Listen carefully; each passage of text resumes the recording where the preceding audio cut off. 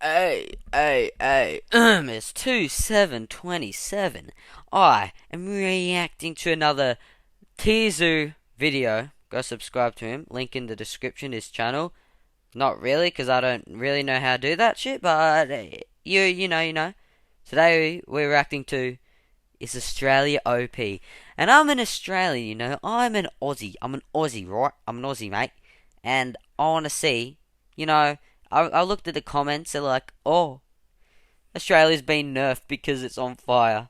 Yeah, it has been nerfed a lot. It's kind of sad. It's really kind of sad. But Australia is OP. Let's see what it's gonna say.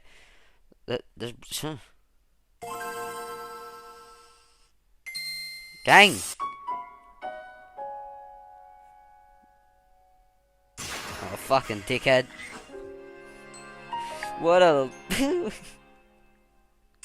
When creating a character, it's important to take into account which server you plan to play on, as well as the current state of the meta on that server.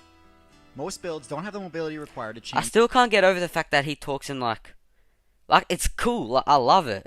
Like, I love how he talks in like in a server way. Like, he explains everything in like a game way. He talks about the animals as players and countries as servers and all that, and the habitats as servers. It's so fucking cool.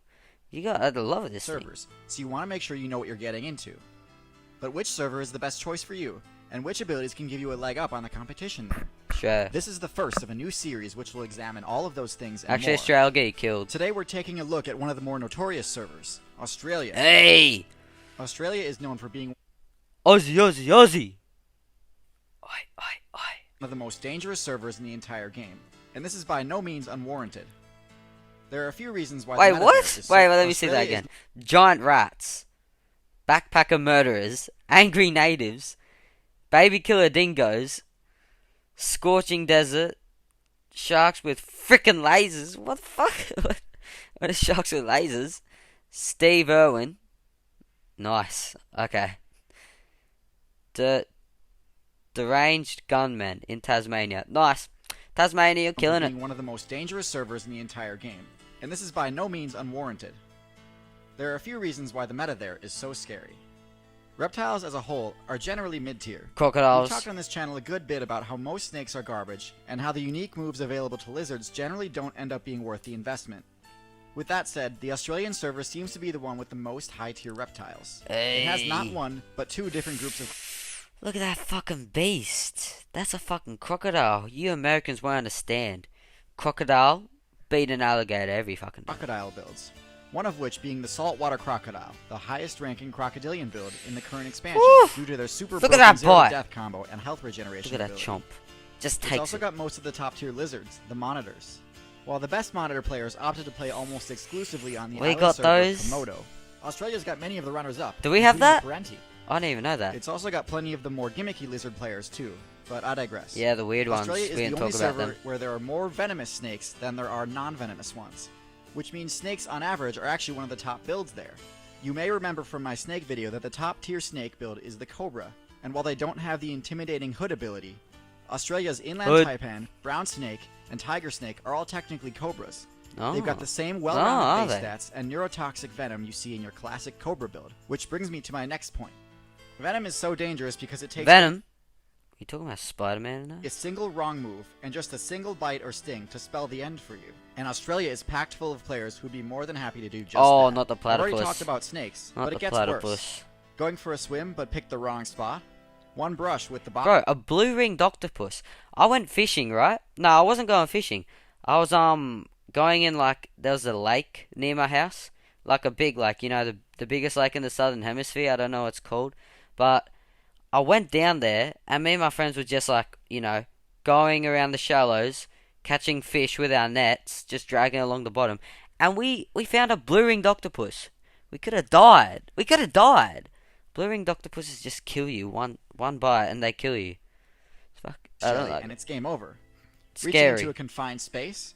Pretty risky when the piercing bite of a funnel web spider could cost you everything. This isn't really a specific trait, but rather just the uniqueness of everything there. Yeah. Most experienced players will be able to jump into a new playthrough on a new server and have a general idea of what to expect when they encounter a novel build, simply based on there being similar builds on other servers. But what on earth are you supposed to expect when you meet something like this for the first time? What Yeah, are what its the fuck? weaknesses? What Its the fuck is strengths? that? Nothing about its It's a appearance gives fucking you any duck. idea at all about how to go about combating it. I don't know. And the same goes for quite a few of the most popular builds there. Hey, The we got relative the abundance of weirdest jank builds makes ever. Australia a really unforgiving place for newbies. Oh, what the fuck? The kiwi bird is actually dog shit. Sorry for New Zealanders. While all of that can definitely be frustrating to play against, it's important to also recognize all the things Australia is lacking in. Number one, Excuse me? lack of tanks. Tanks. The best tank builds tend to be mammals, which opted for high defense. We have tanks.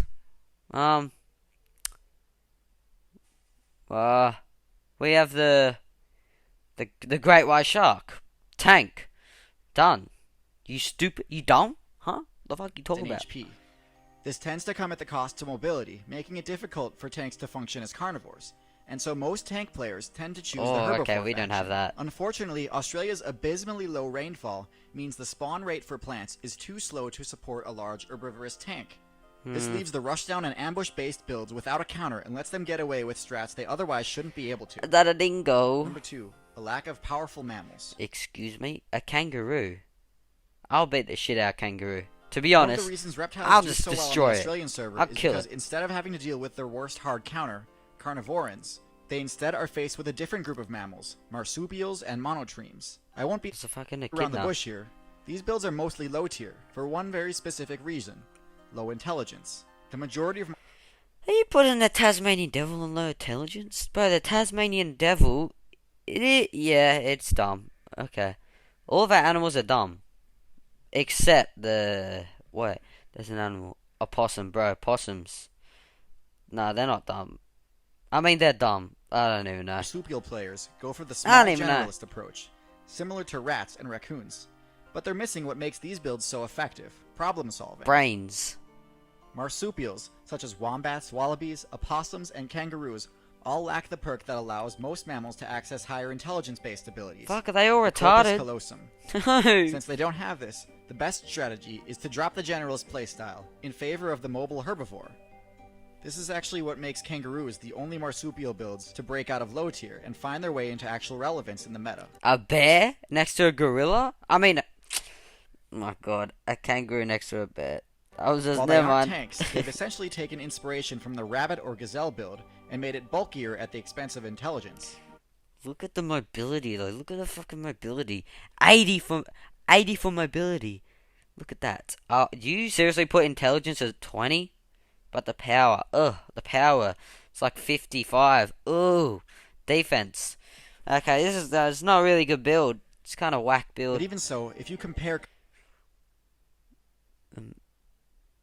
Man, competing builds that have similar stats and strategies, intelligence is almost always the tie. bro, what do you put a rat? You put a rat next to a Tasmanian devil? The rat doesn't have a chance next to a Tasmanian devil.